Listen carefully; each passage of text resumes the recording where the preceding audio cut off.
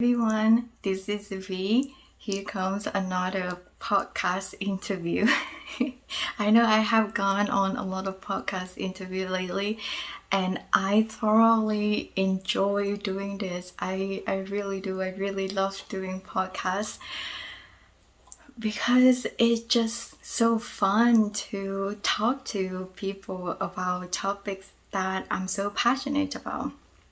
So in this video, I have another wonderful topic that I want to share with you, and I'm so excited for this video to come out because this topic is so relevant to my book.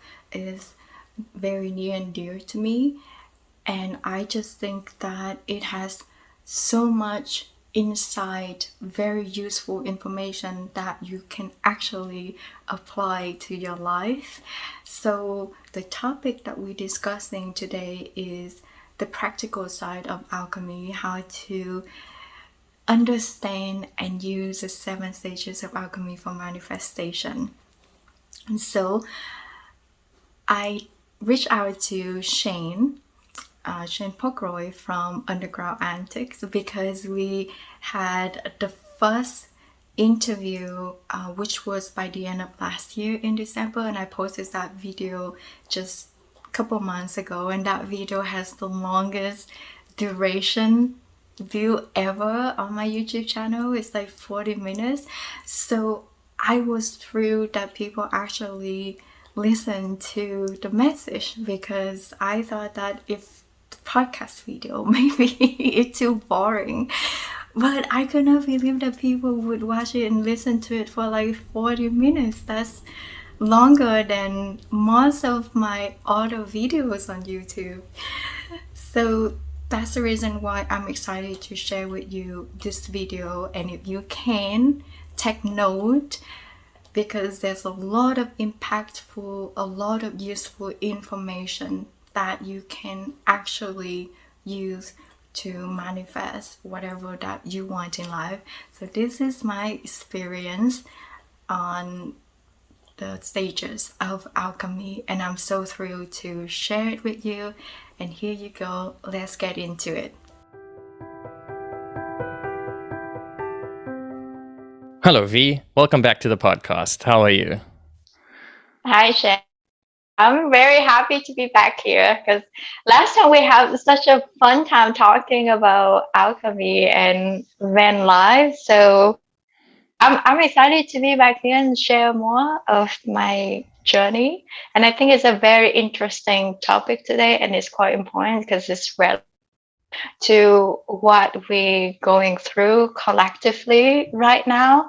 And I'm hoping that I'll be able to some of these lessons with your listeners and help them to really find freedom from within using the principles of alchemy. Yeah, and thanks for coming back. It's a pleasure to have you. I really enjoyed our conversation last time. It was really cool, and it was fun, and it was deep and philosophical. So there were a lot of good things going. And today's conversation, finding freedom is, as you say, it's very pertinent to the current situation in the world. And I'm excited to hear, what you have to say and where our discussion leads. So tell me, what are your thoughts about it? Like, what have you been sitting with? So it's recently just came to me. Actually, I needed to share these principles because the journey that I went through is so relevant to in a smaller scale in just my own life, and it's just so relevant to everything that's going on right now in the world.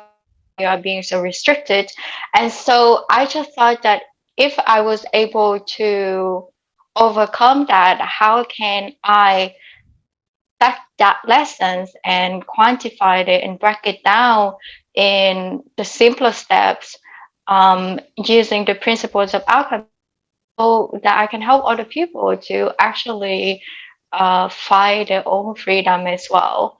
And that's what I did, and it's very simple.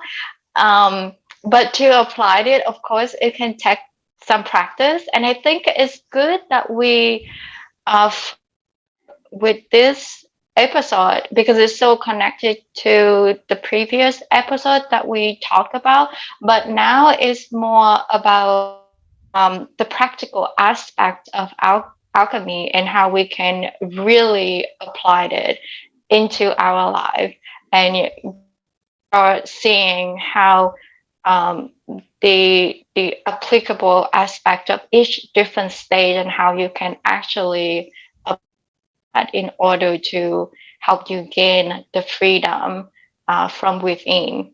Yeah.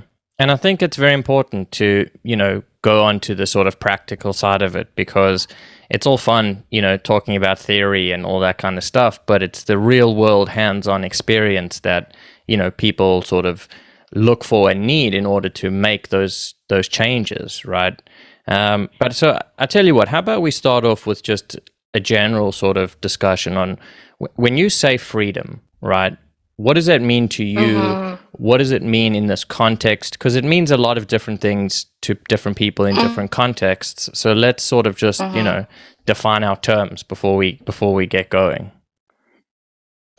So to me, freedom is basically being free in all aspects. Like if you take to the root of freedom is about return to who we are and be free from the 3D reality. That's where you get stuck into suffering. Um, that's the reason why Buddha said attachment is suffering. So allow yourself to be free from attachment, and that attachment is basically the 3D realities, the paradigm that we think what it should be, but not necessarily that it has to be. And the way that we think is governed by our indoctrination, by the 3D society that has taught us over the years in our life. So freedom is the process of letting go of all of that so that you can return to your pure essential self. Me, Right. that's what freedom is. Yeah. But like in my lifestyle, I express this desire of freedom through travel. So to me, that is one way to utilize my freedom to express my desire to be free. Right. So my nomadic lifestyle.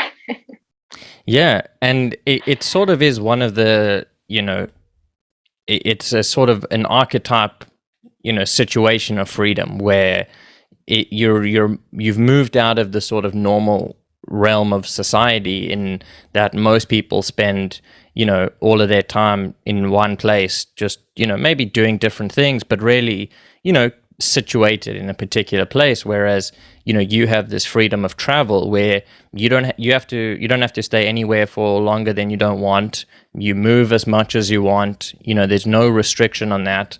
I mean, I guess there's some restriction in terms of like money and the weather and things like that. Yeah. But Yeah. you can't really get away from the weather. It's quite hard to run from. But Well, technically, you still can. Like, I mean, if I want to, I can still go down south. That's true. To avoid the cold. To avoid the cold weather in Canada, but Yeah, one step at a time. yeah.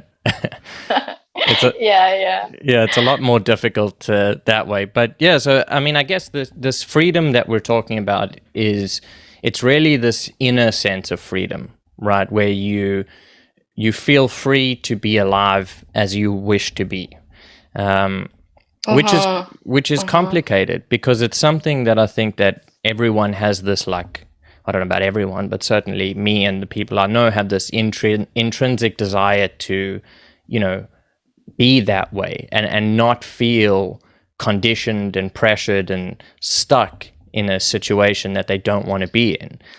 And it's not about, not doing anything. It's about doing what you want to be doing and feeling. I suppose it's more important is it's the feeling that you want, right, of your experience of your life.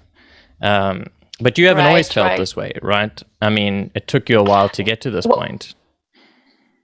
Well, yeah, so it's more like a spiritual freedom. It's like or another way that you is like the freedom of the mind. Um, because I see that the reason why a lot of people are having issues is because they're being restricted to being themselves. To because was in the cases that I know, um, they being because they being restricted of being themselves, and there's so much pressure and there's so much stress in their life, and that's the reason why they develop mental issues. Um, so it's the freedom in that sense is more like the freedom of the mind. It's the spiritual freedom to allow yourself to be free who you are, like you Hmm. said. Um, and because when I was little, I always have the desire to be free, and I didn't understand why. Um, I thought that I just wanted to escape, and I wanted to explore the world. But now that when I understand alchemy and able to connect the dots and the patterns of my life, like I can see and I can understand, oh, why I desire freedom so much. Because that's part of me is like I wanted to escape the reality, the suffering reality. Because we human are so conditioned to suffer.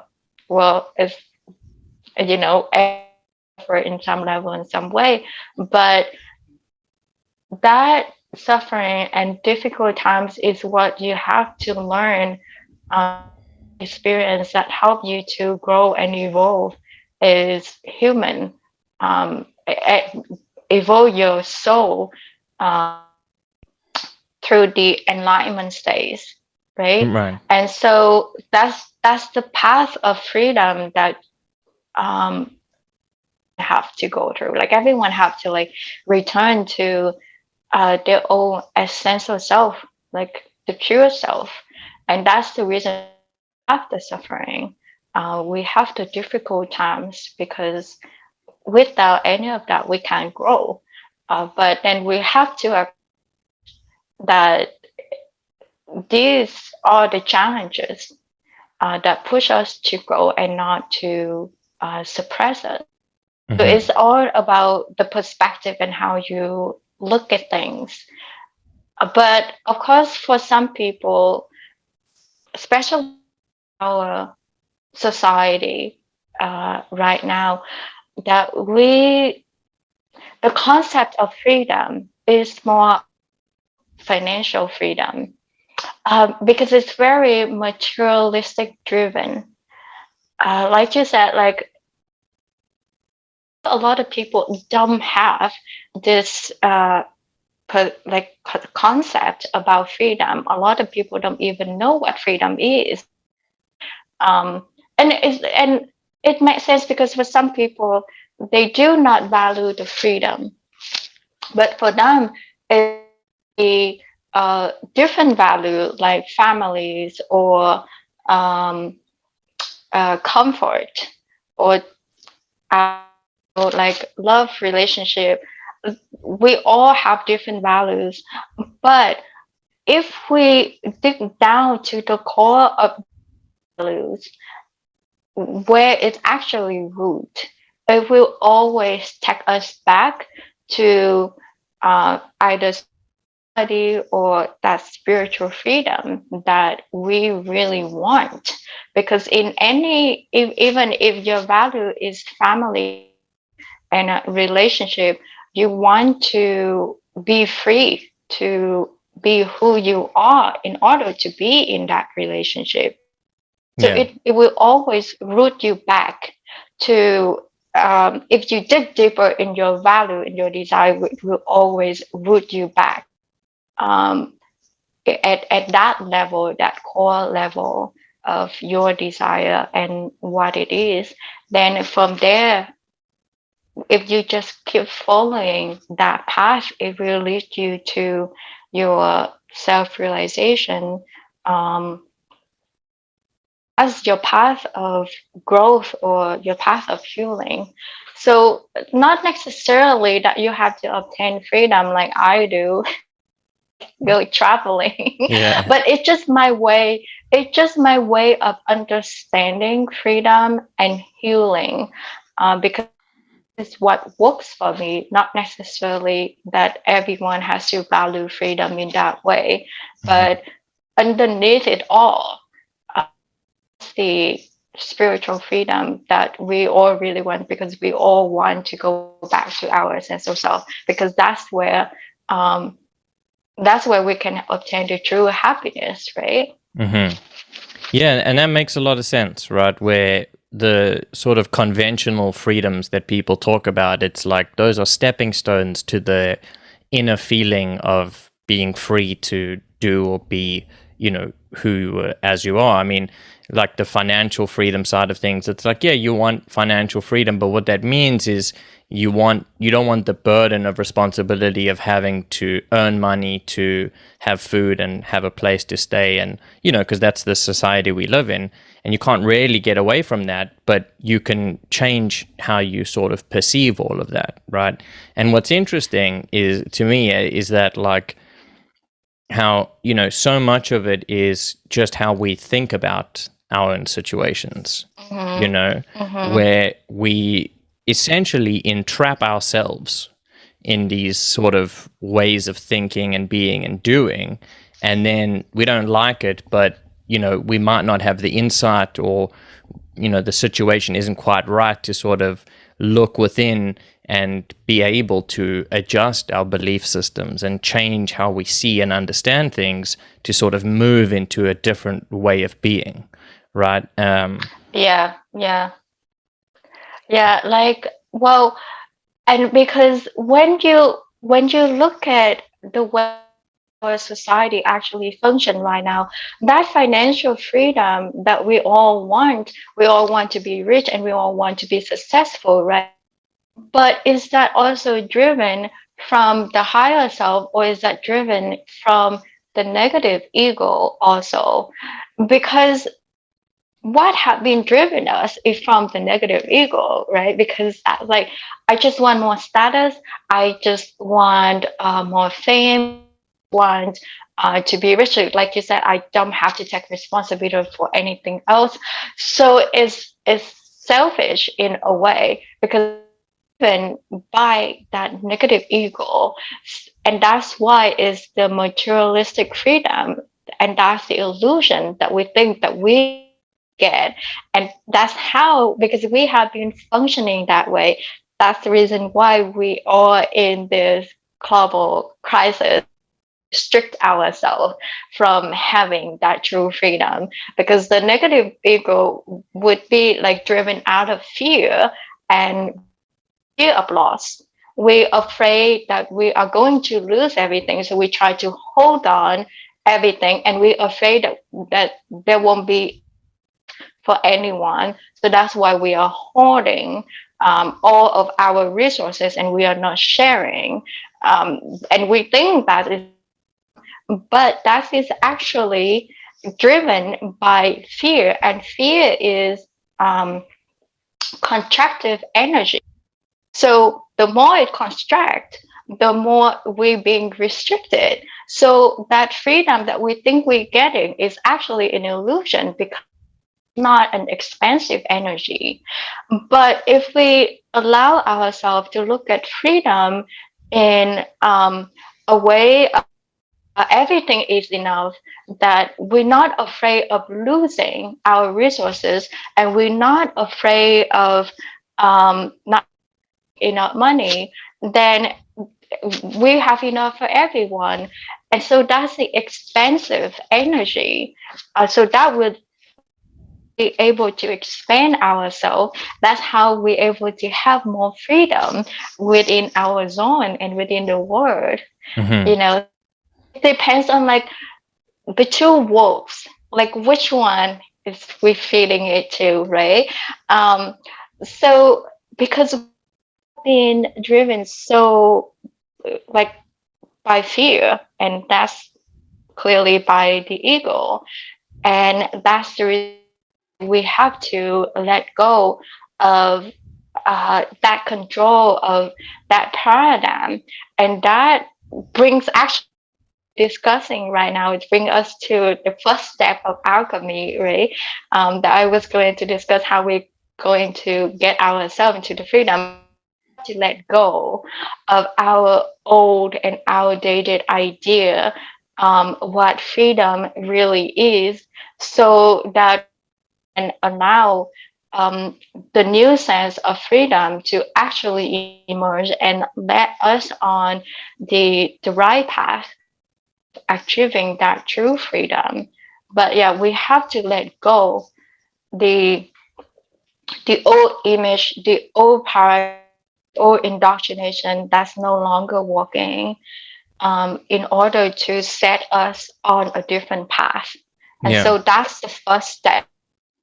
Alchemy, right? The calcination, have to let burn or let go of everything that hold you back. And and the way that I see it is, the first thing is that old concept of what freedom really is. And still a lot of people that you have to be rich and you have to have a higher status uh, in order to be free, be successful, because that's the way that we have been conditioned to understand what success really means. Like, to us, successful is all about like having big houses, fancy car, um, and having a prestige, right? Hmm. So that's all driven by status, right? And so that's how we understand freedom. And that freedom connect to how we um, conceptualize what success really means. And so that's why the whole society is driven down that path. Yeah. So I guess if we look at it from like, an individual perspective, it's kind of like, if I'm understanding what you're saying, it's like, well, you know, we we have this drive to be free, right? That comes from, Mm-hmm. deep within. However, the way that, most of us have been brought up, and, what we've learned in our societies is that, well, that freedom equals financial success, high status, all that kind of so-called material side of things. And then, the continuous striving for that, and even often attaining that, doesn't produce that free sense that, you were hoping it would by achieving it, right? Or it's Yeah. it's an endless battle that doesn't seem to be going anywhere. Mm-hmm. And what's interesting is Mm-hmm. that, and I think you mentioned this earlier, is that it's like suffering does appear to be an intrinsic part of our reality, at least at the moment for humans, right? Mm-hmm. Mm-hmm. And it is the suffering that leads us to look for other ways of being, because the way we're doing Mm-hmm. things doesn't work anymore, right? Or it's causing too much Mm-hmm. pain and Mm-hmm. suffering. And so Mm-hmm. it's not that suffering is itself, I mean, it's kind of complicated, right? Because you want to say suffering is Mm-hmm. bad, which it is. But Uh, bad. Yeah. it's bad, but It's it's not bad. like Even like, it's the opposite of good, right? It's part of the balance. yes. Yeah. Well, it's like bad or also depends on your own perspective also. So it's like nothing is good, nothing is bad. Even like there's a yin and everything has to be balanced. Hmm. So to say the yin is bad because it's the dark side and the yang is good because it's part, then but one cannot function without the other. So even so, if we don't have the suffering, then we wouldn't know. Yeah. So that's where we come to experience suffering in order to come to know ourselves, right? To learn and to evolve, because without it we can't evolve. So Yeah. how can we go higher without all the lessons? challenges that we have to go through. Yeah, it's interesting because it's like, if I think about it like in terms of my dogs or whatever, right? Where you look at the life of a dog and they don't have the same kind of suffering that we do. I mean, they go through stuff and they get sick and there's challenges and, things happen to them that challenge them. But for the most part, they're very just peaceful, chilled creatures, just happy to be alive and be around, right? And so Right. they don't have the suffering, but at the same time, they don't have the kind of experiences of being a human and being able to create, magnificent things in the world or explore and understand and, gain perspective. And so that part's missing too. So it's like, well, if you want one, you got to have the other, right? Or you don't have anything. Exactly. Yeah. Or you don't have anything and you just Exactly. settle out in the middle. Like the tree. Yeah. But because they have different consciousness, Sure. lower level consciousness, and that's the reason why they have lower level of suffering. Even but everything has soul because everything is energy, even the tree, right? So Yeah. if you speak something to the tree, is better than you speak negatively to the trees. Yeah. So everything has consciousness, but it's at different levels. So like, in the Hermetic teaching, like if the law of rhythm and the law of vibration, it says if you look at the pendulum, it's the farther it's going to the right is the same distance it's going to the left. So it's like the higher consciousness that we have, the more challenges that throw at us in order to what's on the other side. So I think it's the same principle there. When you said everything has to have its balance. It's going to be out of balance. Yeah. And what's interesting is how like some religious and spiritual traditions over the ages have sort of embraced that to mean, well, you must put yourself through suffering in order to attain, spiritual elevation, which is probably not the smartest way of approaching it in my humble, stupid, uneducated opinion, but it doesn't seem like a good idea. Like, I understand the premise of it. Similarly, I guess you can sort of extrapolate and say like, well, if you want to be physically fit, right, and you want to be strong, well, you got to work out a lot. And that's in itself a kind of suffering, right? You got to push your body to its limits, and then it starts to repair and get stronger. But you do have to do that. Yeah.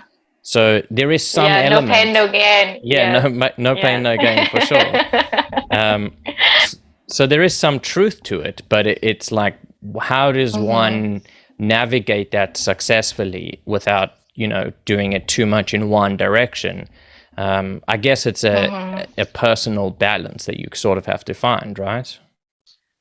It is a personal balance, and that's the reason why alchemy comes from, because the rhythm, it can be pretty high up and it can be pretty low. Goes lower, it will also go. So our goal is to be in balance, to be in that stillness, right? Much from the other side, so that you swing too far, not too much to the right, so you swing too far to the left. So it's all about letting our weight, letting go of our weight, so we can be lighter, so we don't swing as much, right? So that's why we have to be always stay and maintain in the balance. And even if it swing, it would not be far off, and so you don't suffer too much. But in that balance is where you can see all the happiness and the joy, but not too far that you would go into the suffering. And but even if you let yourself like too far off to the left side, to be low. When you grow enough at a certain point, you always know how to get yourself back to balance. And Mm-hmm. that's the beauty of alchemy, right? Because it teaches you to be always in balance. It's also something that I learned minimalism as well.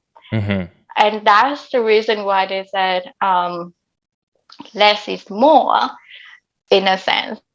More like in materialistically more, but the more that you let go of anything that you don't need is a lot lighter, easier for me to travel. There's less thing that I have to take care of, so it free me more time to do things that I want to do and not thinking about cleaning all it. Yeah. So that sense of balance, um, and so letting go of everything that doesn't serve you is so tremendously critical in the stage of alchemy, and that's why it's stage of alchemy, right? Mm-hmm. To let go and to burn down on that materialism, and because you're gonna need that to be in on Yeah. in the later stages. So we spoke about practical, advice at the beginning of this episode. So in terms of how you would sort of guide people to do that process of letting go of those things that don't serve you, like what's the best approach, or what's some of the approaches that one might take? So of course, like for me, speaking in my experience, the internal guidance, intuition was actually what helped to let go of that um, materialistic approach Mm-hmm. paradigm that I cling to. Um, Listen to your heart and knowing your passion. That was the number one that I learned to help me let go of all of the materials paradigm. Your heart will always know. It will always guide you to the right path, right? Mm-hmm. Um, so that's what I did in my experience, and having the to listen and to tune into that, um, to uh, to take a leap of faith, the courage to take a leap of faith, going into the unknown. Mm-hmm. So that take us to the second stage, the second step, that embracing the unknown. So your intuition is gonna guide to be away from the path that is not working for you, and it's not something's gonna happen, or there will be a voice in your head to tell you if you really want to obtain this freedom, then you have to let go of that old indoctrination or way of thinking in order to go on and path something else. So that would be always the first thing. And to me, like following that internal guidance, um, and picking up on the synchronicities that so that it can guide you to be Mm-hmm. right path.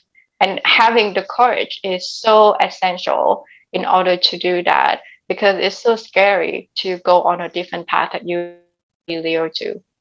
Yeah. Um, and and yeah, so that's take us to the second step, being fluid, being adapt.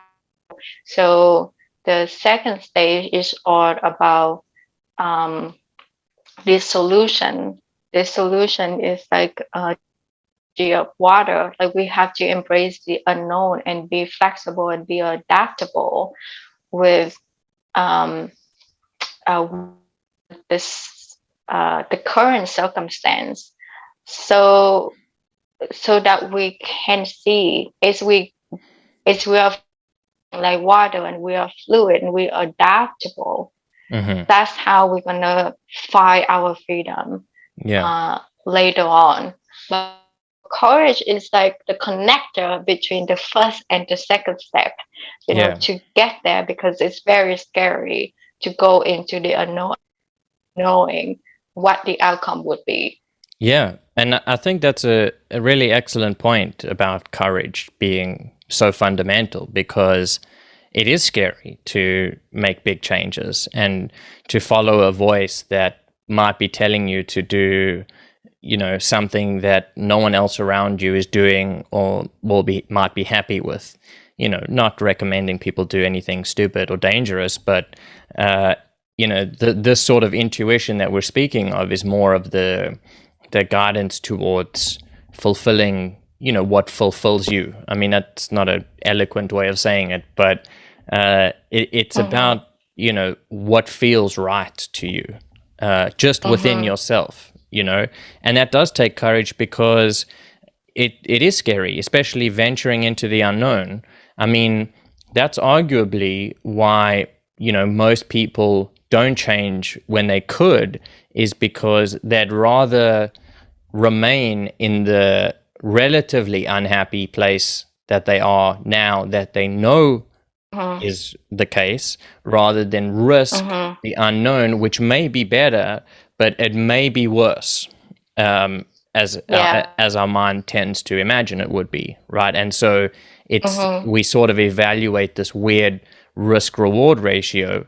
And then what's interesting is that at some point, the suffering gets too much, where you're like, it doesn't matter if it's not going to be worse than this, so I'm going to do something different and change anyway, right? It's almost like if you don't get out yourself when the suffering is small and it grows and grows and grows, I mean, eventually it's going to happen, right? And then you just will have to take that, because there's no other place for you to go but forwards or different, but it's a scary thing, and it does take a great deal of courage, and it doesn't change necessarily. You just get better at being courageous, right? It's Exactly. not that you do it once and then it's over. Yeah. I mean, like, the more you have experience, the easier it is to take the leap of faith and have that courage. But yeah, like you said, like, if you don't take that leap of faith, it's everything is gonna build up, because you're gonna keep running into the circle until, like, it's too much. Like, this is enough. That you hit the boiling point. Then until then, that you would make the change, because you're so ignoring of all the signs and all the messages that, like, why everything is. But it's because we are being very ignorant as well. That's the reason why we have a lot of global crisis going on. But it's like intuition would have to go along with discernment also. Like, it's not, discernment will help you to distinguish, like, oh, what's good and what's right. Using your intuition. So those have to go hand in hand, right? So it's not like courage or take the leap of faith into danger. So you have discernment to know, is that going to kill you? You think about, is that going to kill you, or is that going to be like a possibility for something that is than what you have right now? For me, being in a blank slate, certainly it was a lot easier for me to that leap of faith, because I had nothing to lose.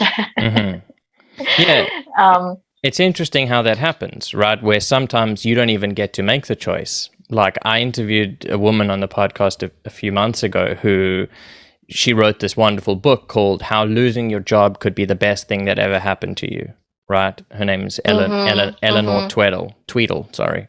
And it was just a fascinating account of how, what seems to be and this happened to you too, to almost exactly the same degree, where, you lost your job that was causing you so much suffering, but you wouldn't have quit on your own probably.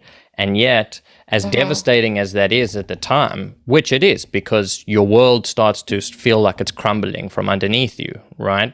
And that's it's not a fun experience by any means. But what's interesting is what comes after that, and what opportunities are now open to and for you, because you don't have to hold on to this thing anymore, because it's been taken from you rather than you letting it go, right? Yeah, so that is all about like going to the unknown, right? Because it's like a dark zone. It's a dark, don't know what's going to happen. Yeah. And because you don't know, that's where all the possibilities are. And so that's where you get the chance to new things. So it's really all up to you, your mentality, how you take that unknown, whether you see it as a scary place or you see it as a sea of possibilities in order to grow some out of it. So that's where the discernment come from.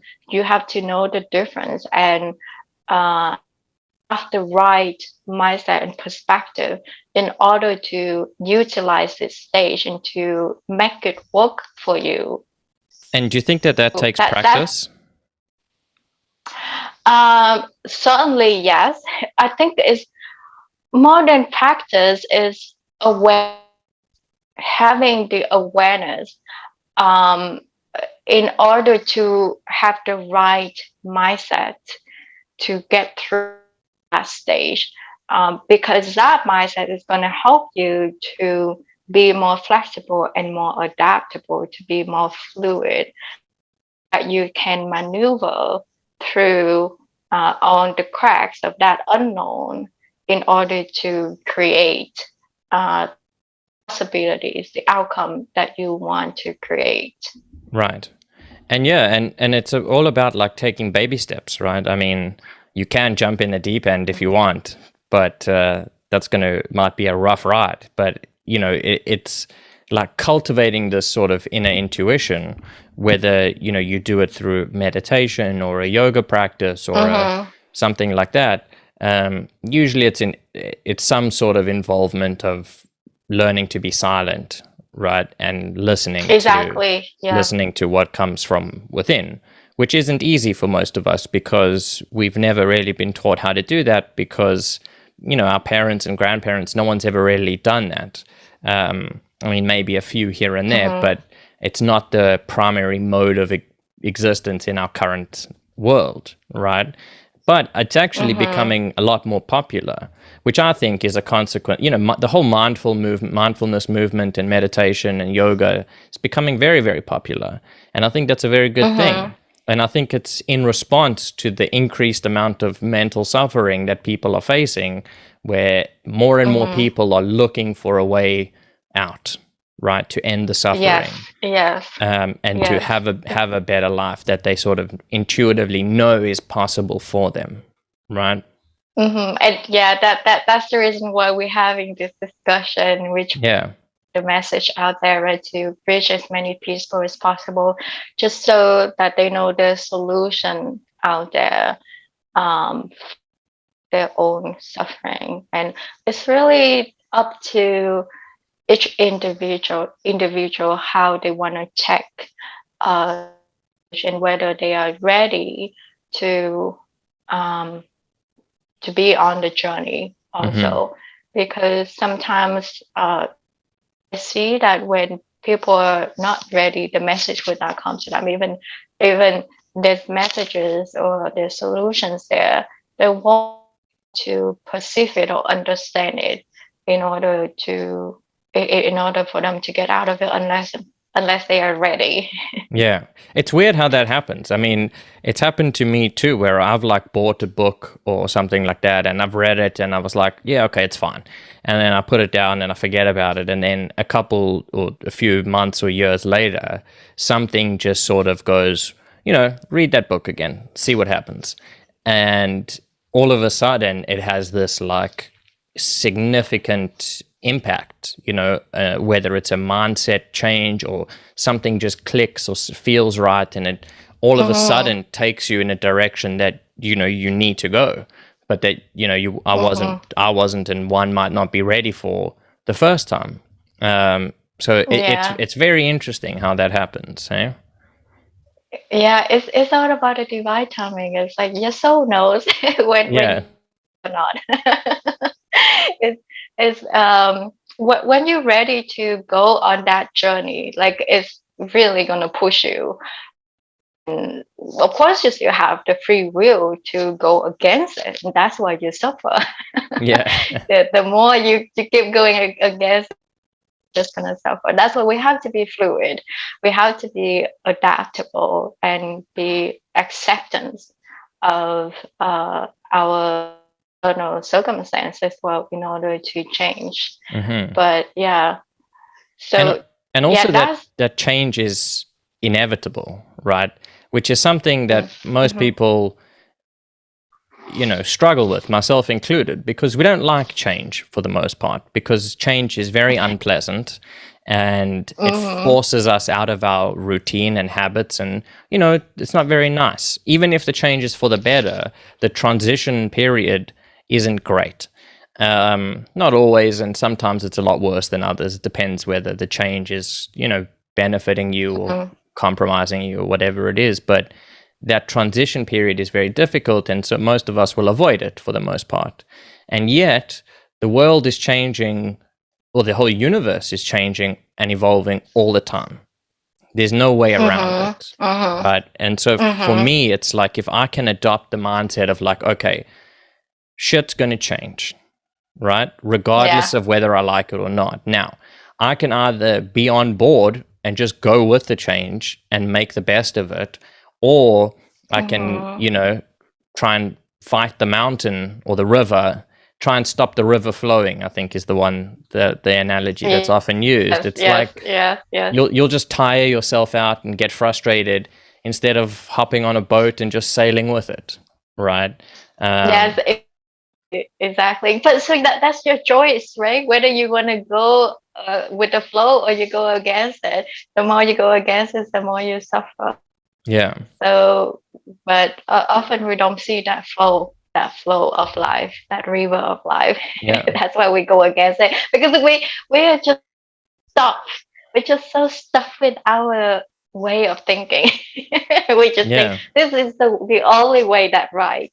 We're not being open enough to see different perspectives. So yeah, it's, and like this universe is also holographic. So many different ways to look at things, and every angle is right. So in every way that you see it, like the cylinder, right? If you, in one way it's a rectangular, in one way you see it's a circle, but like if you go higher up, then you're gonna see it as a cylinder. So there's many different perspectives. So it's like we need to learn to be more open-minded, that there are other paths and other perspectives. Yeah, that's why we need to be adaptable and flexible. And so that brings us to the next step, right, which is the separation. So how are we able to maintain our balance and be flexible and adaptable? We would have to separate ourselves from all that toxicity, from negative thinkings, negative people, toxic news, like bad environment. So because if we don't, just gonna like take in all the bad energy and just get us way down, and we cannot go for. It's like even on the stage 2, that you are the flow of life, but if you keep collecting too on the river, you're just gonna sink down. You'll sink right out. Yeah, you're gonna sink down. And so you need separate yourself from all of that trash, from all of that toxic, which is the can be the external environment. Like I said, Yeah. can be the news, or toxic people, toxic way of thinking, in order to keep us alive and clean, so that we can transition to the next stage. So that's pretty important as well. Otherwise, you won't be able to go forward. Yeah. Um, But that's often quite a difficult thing to do, right? And you can have the intention, uh, that you don't want to, have negativity in your life, but the reality is it's really hard to avoid most of the time, particularly if you're stuck in, difficult situations with people or jobs or things like that, where mhm, you can't just disconnect, especially if it's been your way of thinking for your whole life, right? I mhm, mean, your mind is just going to go straight there, right? And so, mhm, oftentimes, people will talk about how, there's a whole movement of positive thinking, right? And mhm. positive Yeah, psychology and things like that, and affirmations and things. And it's like, well, those things are very good, right? And they can be helpful. However, they don't discount, I mean, if you discount the negative side of it, if you can't just ignore it or suppress it. You got to kind of deal with it in a healthy mhm. context, right? So it's Yeah, not that you're running yeah, away from it or shoving it mhm. down, because that's just going to come back up Yeah, in some different way. yeah, yeah, It's yeah. really about learning how to manage your negative emotions and thoughts in a way that's, let's Mhm, say, understanding, non-judgmental, and like compassionate mhm, towards yourself, right? mhm, Where you mhm. Yeah, acknowledge the reality of it, you understand mhm. where it comes from, and that most probably it's not your fault in the way that you think it is. Um, you were just trying to do what was best at the time, which is not an easy thing to know ahead of time. Usually, we make decisions in the moment. And then, to be Yeah, kind to yourself about it, because as soon as you start, being critical or judgmental or self reproaching, then you're just bullying yourself essentially. And that's not going to help you much either. yeah, It's going to make you feel yeah. worse, Exactly. potentially. Right? Yeah, exactly. So that takes a lot of practice as well, and again, the awareness Yeah. in to help us detoxify ourselves.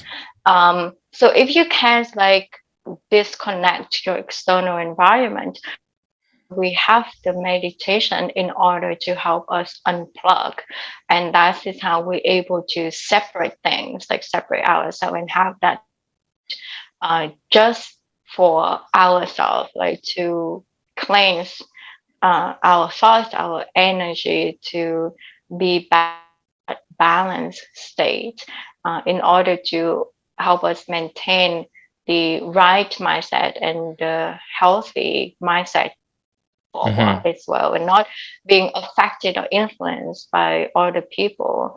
But yeah, our biggest um, gesture is always ourselves. We Mm-hmm. are the person who judges ours the hardest.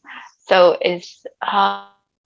this is the reason why that this stage is all about learning, like all the personal development tools in order to help you get through, uh, like detoxify your mind and start to change and yourself in a healthier mindset.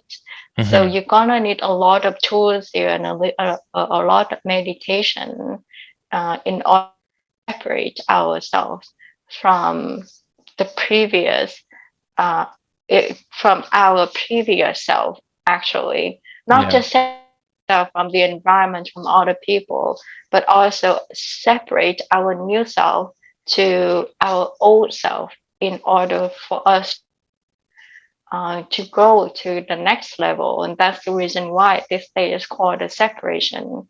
Um, Yeah. because some is starting to emerge at this stage, and you will start to feel like you are you will start to have a sense different person and different being at this stage. And so it's very critical to do meditation, to learn tools like even hypnosis, like affirmation, in order to get you through with that. So to separate yourself and help through that process. And absolutely, and it requires a tremendous amount of patience and compassion, right, to do it effectively, because it's not an overnight thing. I mean, it didn't take you one day or a week or a year to get to where you are now, and so it's not going to take that amount of time to undo all of the doings, right? I mean, it's probably less time, but it's a slow process. But what's interesting about how we sort of, how our attention works, where typically, when we're having a thought, let's say, we're pretty much engrossed in that thought. And so we sort of completely identify with the thought. And so the thought represents a total reality at that moment, right? And we believe it to be true. And fair enough. Like, if you sort of doubted every one of your thoughts all the time, you would be a walking mess, right? You wouldn't be able to do anything, because how could you trust anything that you think? So it makes sense why we do, just take our thoughts to be true. But the process of decentering, as it's sometimes called, or separation, as you were saying, is being able to basically take a step back or remove your attention by one order of magnitude, not order of magnitude, by one step backwards, to be able to see your thought in the context of a thought. And that's when you're able to start to do things, right? It's observing the thoughts. Yes, exactly. When you observe it, then you will start to see how it affects your feelings. And because it affects your feelings, it affects your action. Action becomes your reality. So that's why meditation is so critical at this stage, in order to help us be more and observe our thoughts, our action. And that's that. And the karma that we have done, we are going to create as well. So it is a very difficult stage, because you would have to have the drive to be better, to seek for knowledge in order to change. Because if you don't, you're still gonna be on that river and flow forever. You're gonna go back to the first stage. Okay. So it's essential to seek for that knowledge. What's gonna help you to navigate through that river, and also that, because we have so many teachers, we have so many different modalities, it can be very confusing to know what is the right place to learn, the right person to listen to, or the right book to read.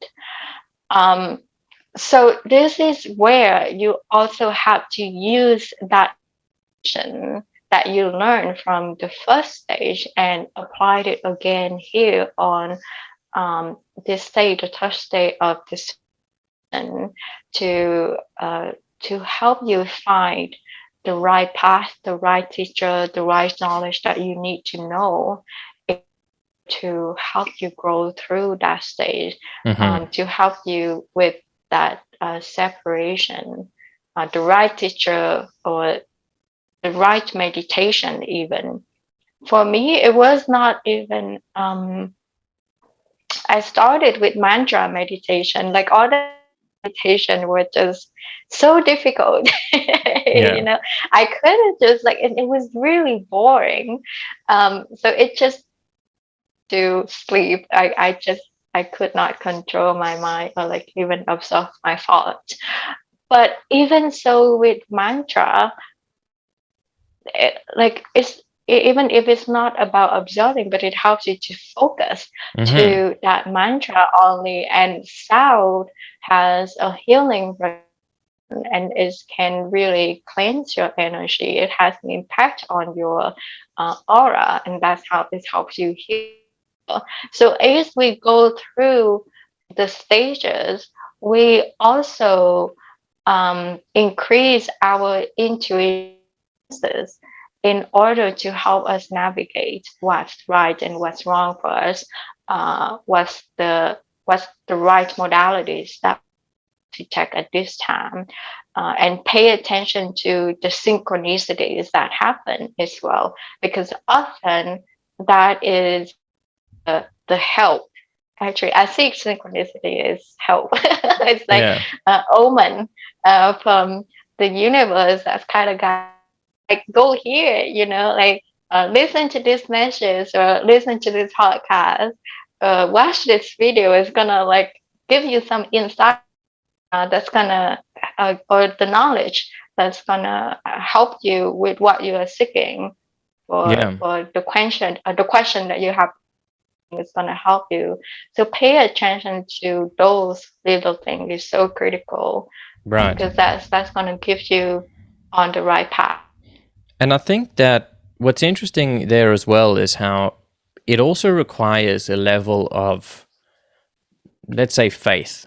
I don't know that there's a better word, right? Mm-hmm. Both maybe trust, but it's similar sort of word. But it's that sense of, trusting firstly yourself and your intuition and your inner guidance, right?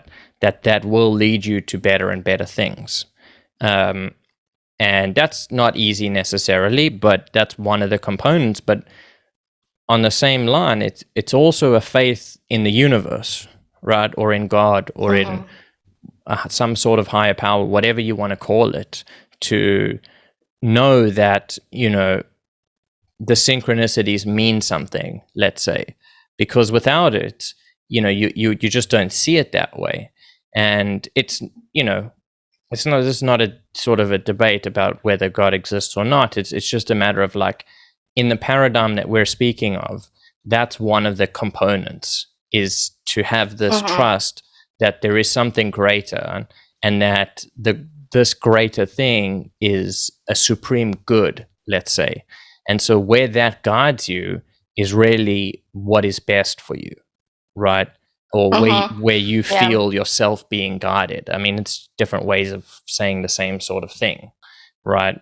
Yeah. But Yeah. that's also not really how we are sort of raised to live Mm-hmm. traditionally. Mm-hmm. I mean, I to some extent, a lot of people are, I guess, but Mm-hmm. you know, And that's the reason why that's the reason why for alchemy is go from stage to, because in the first stage that's why it breaks you down and it requires you to change your perspective, because when you have that open mind it is easier for you to get to this stage where you learn to trust and you learn to be more excited that there's um, uh, that this universe is a lot bigger and a lot mysterious. That's still a lot we don't, and just allow that to guide you. And hmm so that's why you have to go through the first two stages to understand all of these principles, to have all of the experiences in order to have this internal guidance and to guide you through this stage. So that's why it has to be like there's a structure that you have to go stage by yeah. stage. No, for sure. And I think that trust that develops with openness, right? Once you Mm-hmm, have mm-hmm, gone through those two stages, because you have to be open. I mean, it comes sort of at the same time, the trust and the openness, right? Because if you're open to new things, it means you're trusting that there's a possibility for something good to come out of it. mm-hmm, Otherwise, you wouldn't be open to it. mm-hmm. It would be madness, to be open. Yeah. But that it just does sort of come that way, right?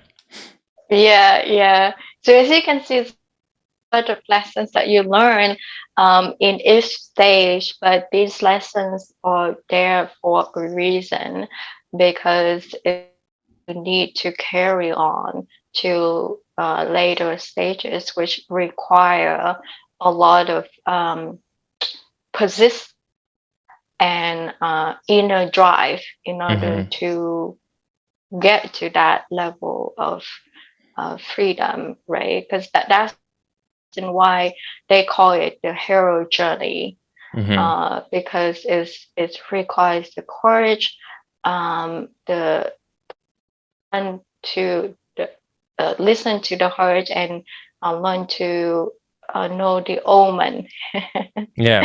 know all these video, know the internal guidance, and have that open mind to trust and to surrender. So yeah, it's really not easy, but it is possible, because many people have already achieved it, and we are at the place right now that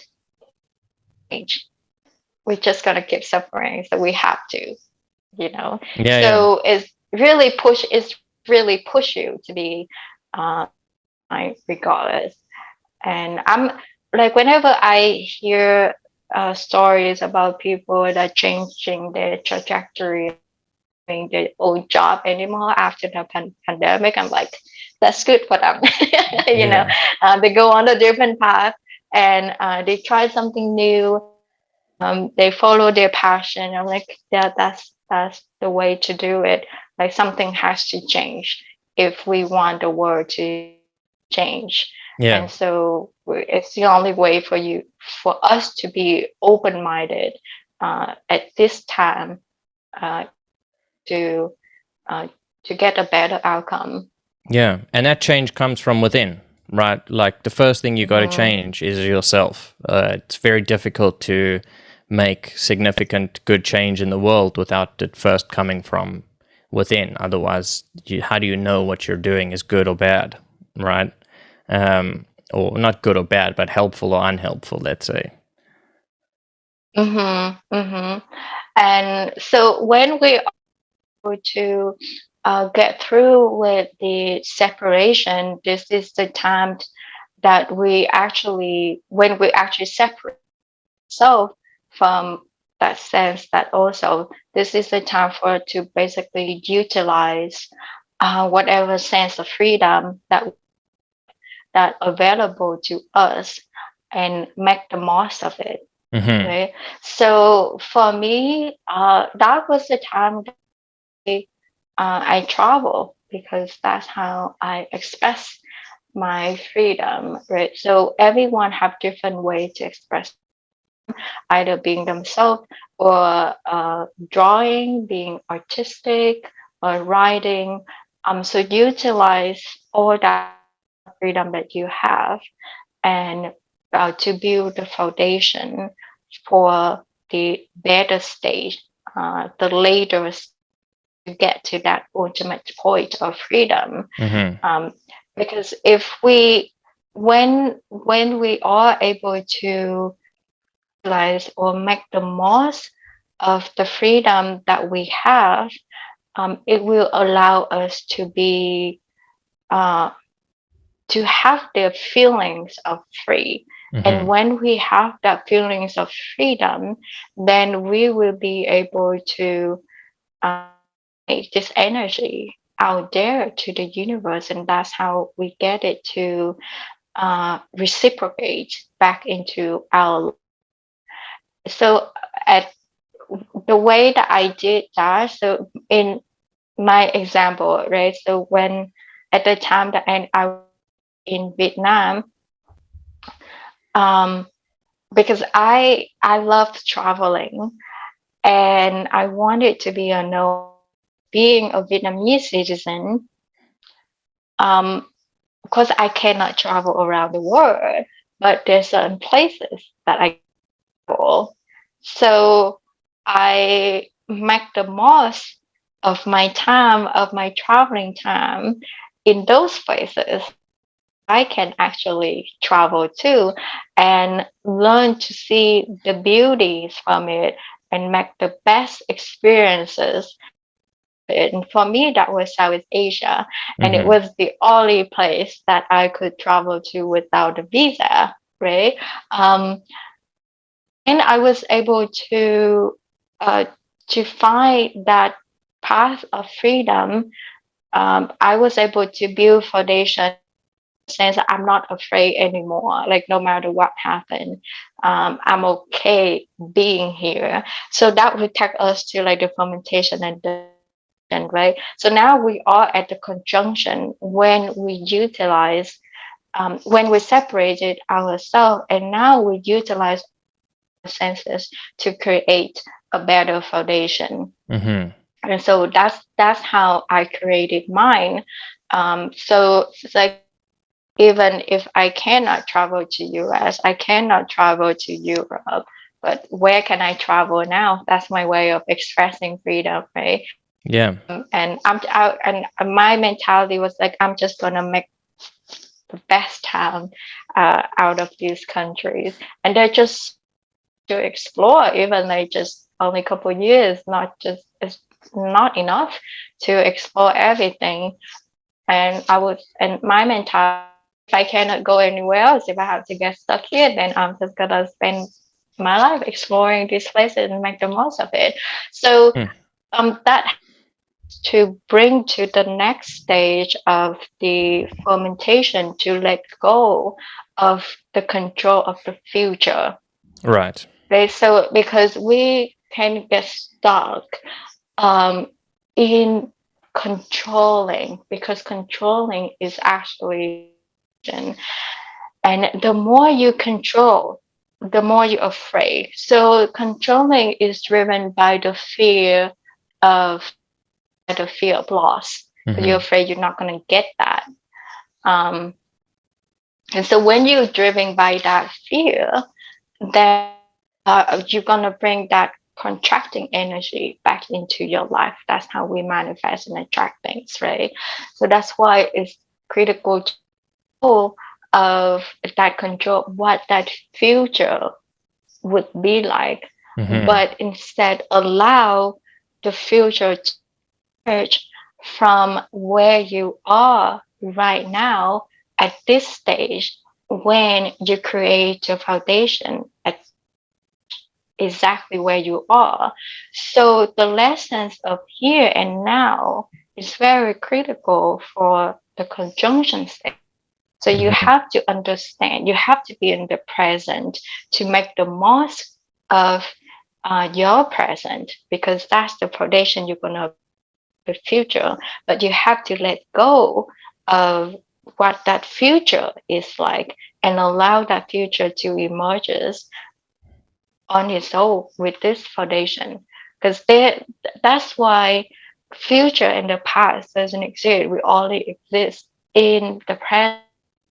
So you can only build your foundation on the present. You Mm-hmm. cannot control the future.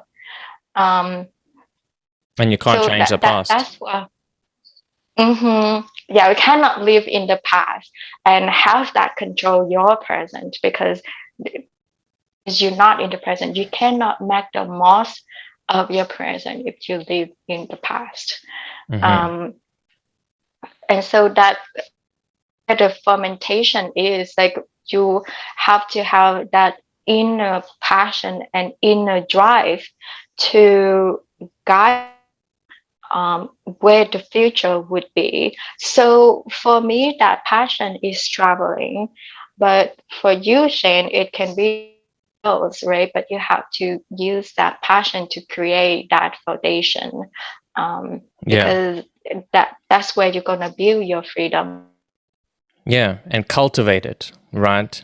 Because it Mm-hmm, can be a mm-hmm, slow process. And again, I think it brings us back to the point of courage, of having the courage to do that.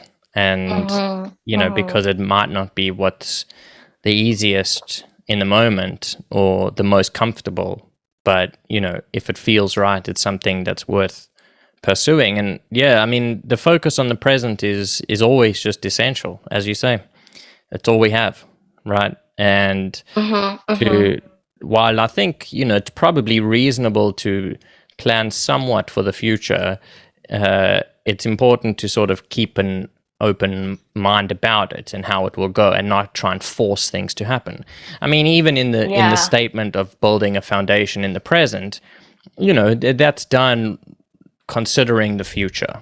It's otherwise there would be no point to build a foundation. You would just do whatever you want in the present just to gain the most pleasure, right? And that's not particularly helpful. But you're right. I mean, it's this weird like situation of balancing the present, setting you up for the future without having definite constraints on how that future must be, right? Exactly. And allowing it. Yeah, it's not like you don't have a goal, so you still have to, but you kind of need to be okay with being in the present, no matter what going to happen to your future. Don't achieve that goal, you're still going to be okay here. So in the distillation, you will learn that you're going to utilize all knowledge in order to help you to focus on this one goal, one desire, or using the visualization or using meditation, hypnosis, all the different tools in order for you to get there to the finish line. Mm-hmm.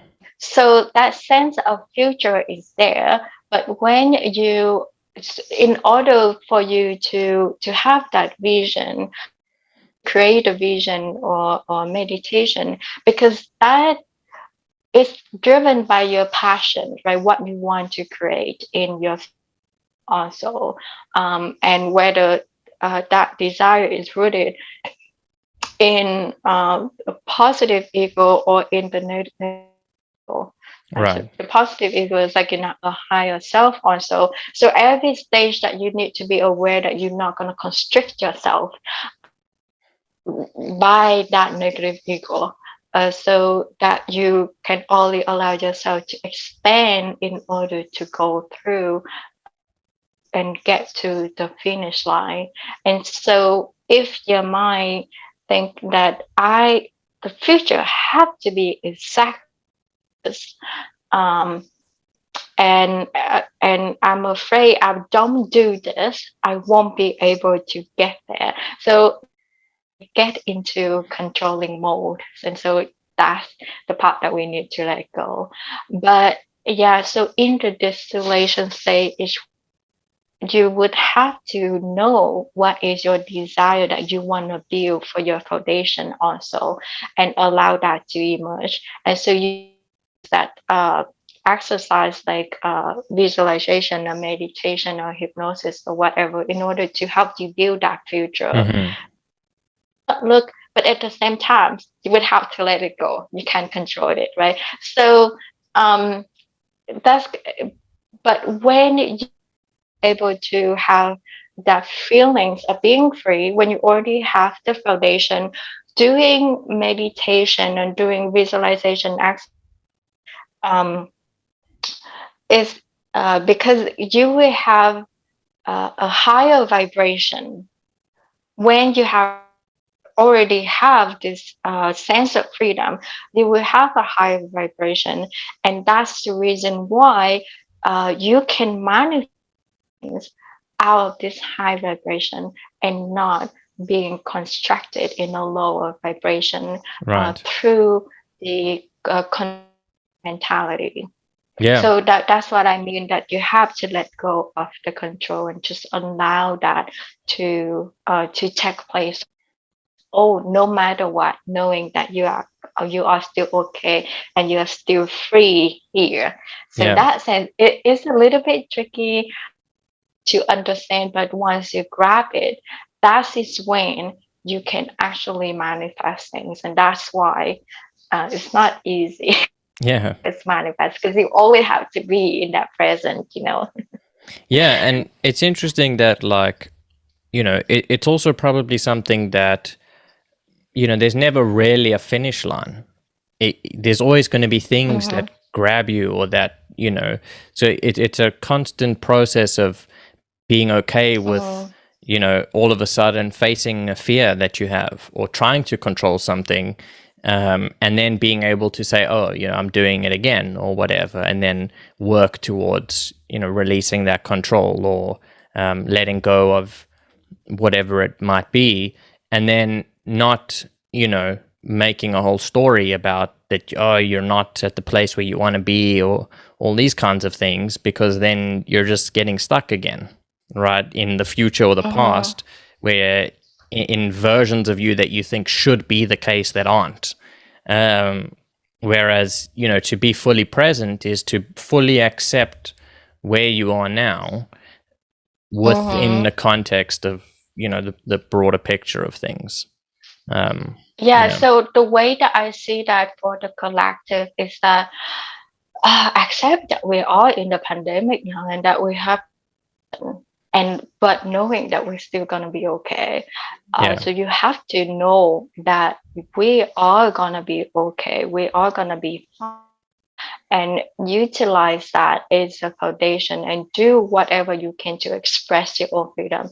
If I can just travel within the province, then I'm fine. I'm gonna just explore whatever that I can see in the province, and not into a different stage until everything is better, and keep myself on that stage of gratitude, keep myself on that stage in that place of balance, so that I'm not shifting into the stage of fear or that will go downward spiral into suffering, right? Yeah. And so, yeah, and because we know that when we are able to be in that balance is when we can build a better future as well. And when we are able to feel free and is it and not being afraid, that is when we can have more peace. And when we have that peace, we won't have as much chaos in the world. And if we don't have that much chaos, then it's easier for us to come up with solution and not so much fighting and discriminate each other in order to find the better solution.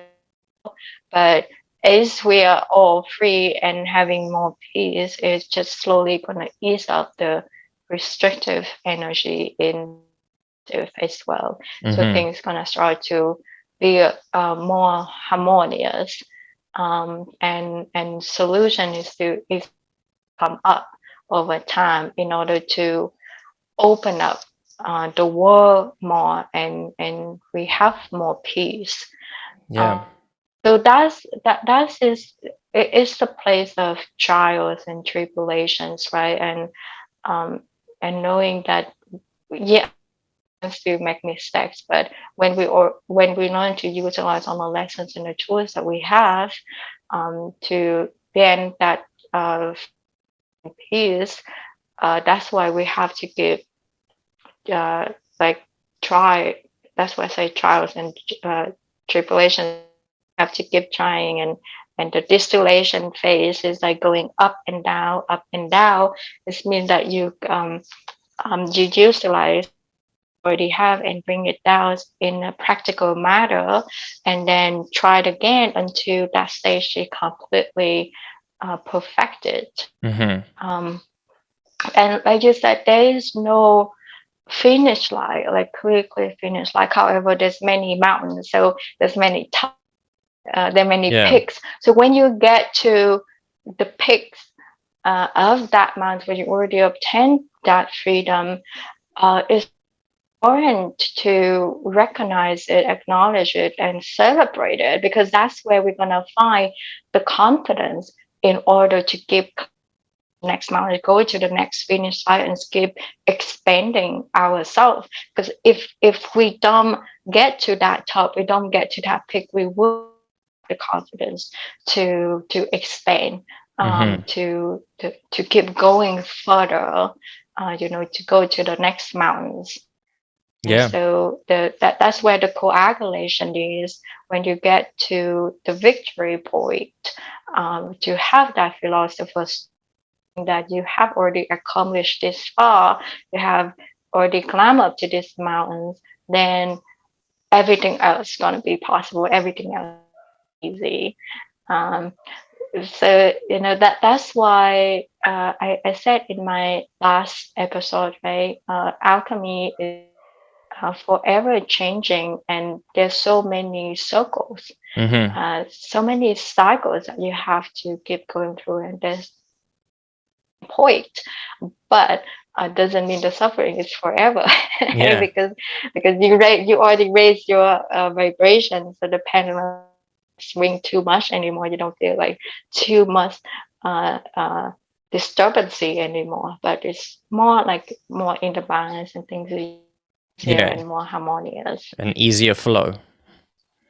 Yeah.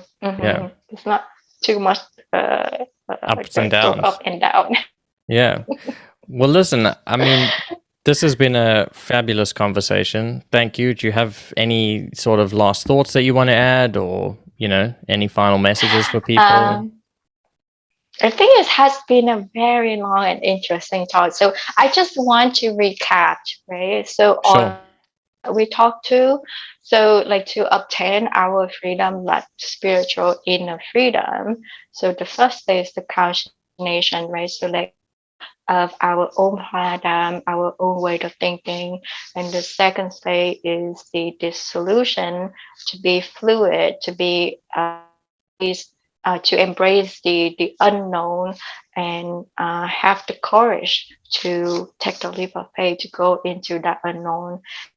Preparation is to detoxify ourselves, separate ourselves to to toxicity, um, the environment, toxic environment, the toxic people, and within our toxic self, our own self, that toxic to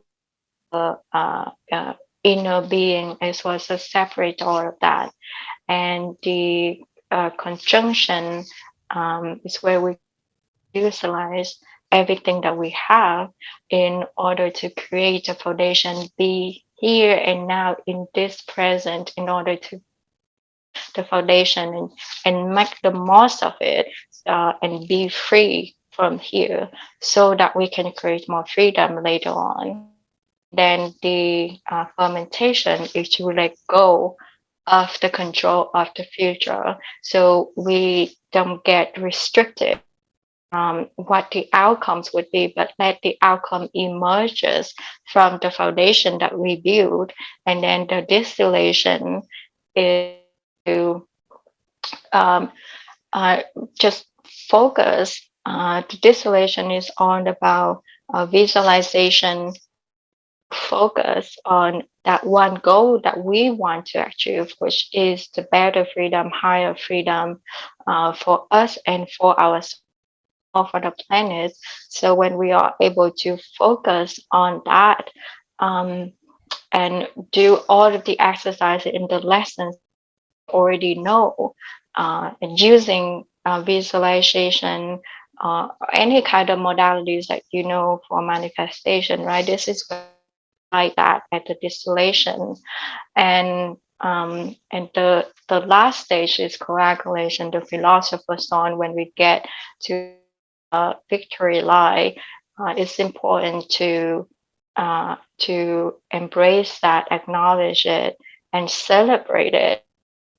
Because if we don't recognize it, we would not be able to build the confidence to expand and to go further and reach further, to go to the next mile, expand more freedom for ourselves and for other people. So that pretty much wrap up like the 7 stages, how you can actually use it in a practical manner in order to manifest and create more freedom in your whatever that you actually manifest. But I think it's essential for the world to understand right now that we can utilize these principles, wisdom, in order to help us to get through this pandemic, to be free, um, and to have more harmonious and unified world for the better future.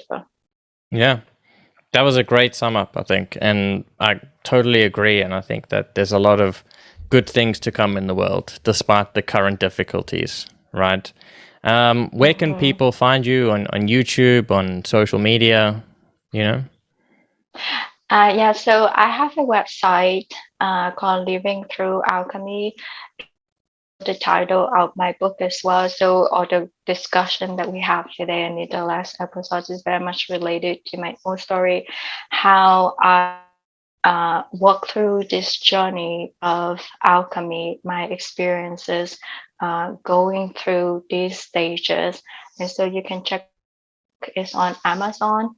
Again, the title is Living Through Alchemy. And if you go to my website, livingthroughalchemy.com, social media contact is also on there as well. I'm active on Instagram and YouTube. So my Instagram is at smileyvv05. It's the smiley face. Yeah. And my YouTube is mainly for my van life, but I also share about my personal growth and the lessons and a lot of insights that I learned from my life experiences that I also share on YouTube as well. And it's called Personal Growth Through Van Life. Great. Well, thank you again. I encourage everyone to check it out, buy the book. It's great. And yeah, I look forward to speaking with you again soon.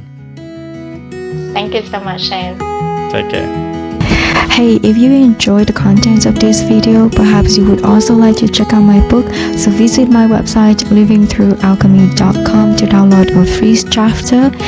And lastly, please don't forget to leave me a review on Amazon so together we can help more people find freedom from within. Thanks guys.